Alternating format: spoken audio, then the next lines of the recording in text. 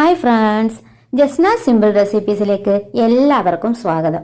ഞാൻ ഇന്നിവിടെ chicken cutlet എങ്ങനെയാണ് തയ്യാറാക്കുന്നതെന്നാണ് കാണിക്കുന്നത്. അതിനു മുമ്പായി നിങ്ങൾ എൻ്റെ ഈ വീഡിയോസ് ആദ്യമായിട്ടാണ് കാണുന്നതെങ്കിൽ ഒന്ന് ലൈക്ക് ചെയ്യാനും ഷെയർ ചെയ്യാനും സബ്സ്ക്രൈബ് ചെയ്യാനും ഒന്നും മറന്നു പോകല്ലേ. എന്നാൽ തയ്യാറാക്കുന്നത് എങ്ങനെയാണെന്ന് നമുക്കൊന്ന് നോക്കിയിട്ട് വരാം. തയ്യാറാക്കുന്നതിനായി ഞാനിവിടെ 4 കിഴങ്ങാണ് എടുത്തിട്ടുള്ളത്. അതൊന്ന് രണ്ടായിട്ട് മുറിച്ചെടുത്തിട്ടുണ്ട്. ഇതിനി കുക്കറിലേക്ക് ഇട്ടൊന്ന് വേവിച്ചെടുത്തിട്ട് വരാം. അടുപ്പിലേക്ക് വെച്ച് കൊടുത്ത് ഒരു 3 വിസിൽ വരുന്നിടം വരെ നമുക്കിതൊന്ന് വേവിച്ചെടുക്കാം. 3 വിസിൽ വന്നു കഴിയുമ്പോൾ തീ ഓഫ് ചെയ്ത് കൊടുക്കാം. കിഴങ്ങെല്ലാം നല്ലതുപോലെ ഒന്ന് വെന്ത് വന്നിട്ടുണ്ട്. ഇനി നമുക്കിതൊന്ന് സ്മാഷ് ചെയ്തെടുക്കാം. ഞാനിവിടെ ഒരു ചെറിയ കുഴവയാണ് എടുത്തിരിക്കുന്നത്. അത് വെച്ചിട്ട് ഇങ്ങനെ നന്നായിട്ട് സ്മാഷ് ചെയ്തെടുക്കാം. നല്ലതുപോലെ ഒന്ന് സ്മാഷ് ചെയ്തെടുത്തിട്ടുണ്ട്. ഇനി നമുക്ക് കട്ട്ലറ്റിന് വേണ്ട മറ്റ് ഇൻഗ്രീഡിയൻസ് എന്തെല്ലാമാണെന്ന് നോക്കാം. അതിനായി ഒരു 3 സവാള ചെറുതായി അരിഞ്ഞതെടുത്തിട്ടുണ്ട്. ക്രഷ് ചെയ്ത് വെച്ചിരിക്കുന്ന ചിക്കൻ എടുത്തിട്ടുണ്ട്. ഇത് ഉപ്പും മഞ്ഞപ്പൊടിയും കുരുമുളകും എല്ലാം കൂടി ചേർത്ത് നല്ലതുപോലെ വേവിച്ചതിന് ശേഷം ക്രഷ് ചെയ്തെടുത്തതാണ്. ഒരു 3 അല്ലി വെളുത്തുള്ളി ചെറുതായി അരിഞ്ഞതെടുത്തിട്ടുണ്ട്. ഒരു ചെറിയ കഷ്ണം ഇഞ്ചി എടുത്തിട്ടുണ്ട്. ഒരു 2 പച്ചമുളക് വട്ടത്തിൽ അരിഞ്ഞതെടുത്തിട്ടുണ്ട്.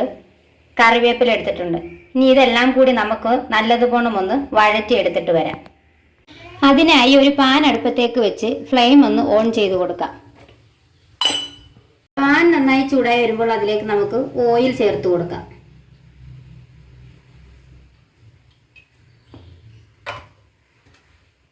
ഓയിൽ നന്നായി ചൂടായി വരുമ്പോൾ അതിലേക്ക് നമുക്ക് അരിഞ്ഞു വെച്ചിരിക്കുന്ന ഇഞ്ചിയും വെളുത്തുള്ളിയും പച്ചമുളകും കറിവേപ്പിലയും എല്ലാം ചേർത്ത് കൊടുക്കാം. ഇവയെല്ലാം മാറി നല്ലതുപോലെ ഒന്ന് മൂത്ത് വരുമ്പോഴത്തേക്ക് സവാള ചേർത്ത് വഴറ്റി കൊടുക്കാം. പാകത്തിനുള്ള ഉപ്പും കൂടി ചേർത്ത് കൊടുക്കാം. ഉള്ളിയെല്ലാം നല്ലതുപോലെ ഒന്ന് വഴണ്ടി വന്നിട്ടുണ്ട്. ഇനി നമുക്കിതിലേക്ക് മസാലകൾ ചേർത്ത് കൊടുക്കാം. ഞാനിവിടെ കുരുമുളക് പൊടിയും ഗരം മസാലയും മാത്രമേ എടുക്കുന്നുള്ളൂ. ഇത് ചേർത്ത് കൊടുത്തിട്ട് നല്ലതുപോലെ ഒന്ന് വഴറ്റി കൊടുക്കണം.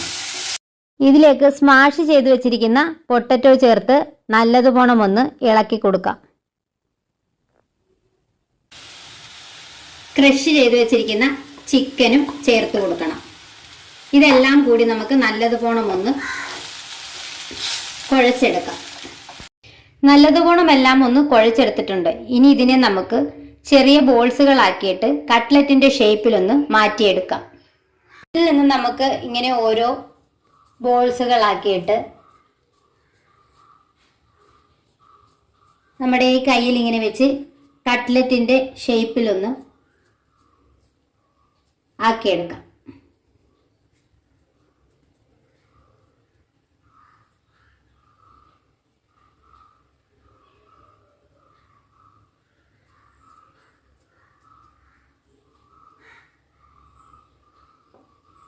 ഇതുപോലെ ബാക്കിയുള്ളതും നമുക്കിങ്ങനെ ആക്കിയെടുക്കാം.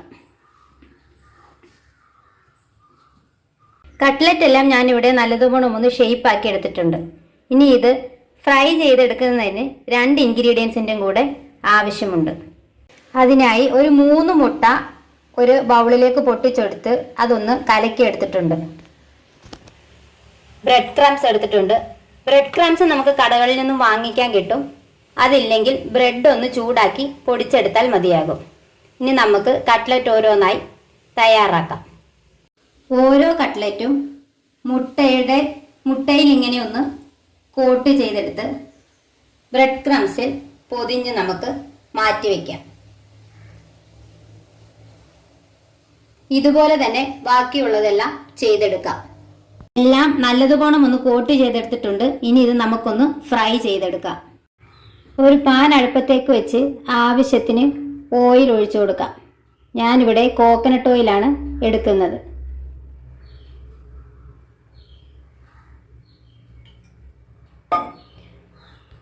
ഓയിൽ നന്നായി ചൂടായി വരുമ്പോൾ ഒരു മീഡിയം ഫ്ലെയിമിലേക്ക് മാറ്റി കൊടുത്തിട്ട് നമുക്ക് കട്ട്ലറ്റ് ഓരോന്നായിട്ട് ഫ്രൈ ചെയ്തെടുക്കാം.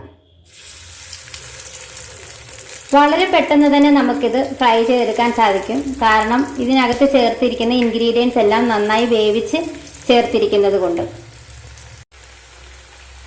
ഒരു വശം നന്നായി മൂത്ത് വരുമ്പോൾ നമുക്കിതൊന്ന് തിരിച്ചിട്ട് കൊടുക്കാം. കട്ട്ലറ്റ് ഇവിടെ തയ്യാറായി കഴിഞ്ഞു. എല്ലാവരും തയ്യാറാക്കി നോക്കിയിട്ട് ഫീഡ്ബാക്ക് അറിയിക്കണേ. ഇനി മറ്റൊരു ഈസി റെസിപ്പിയായിട്ട് കാണുന്നത് വരെ താങ്ക്സ് ഫോർ വാച്ചിങ്.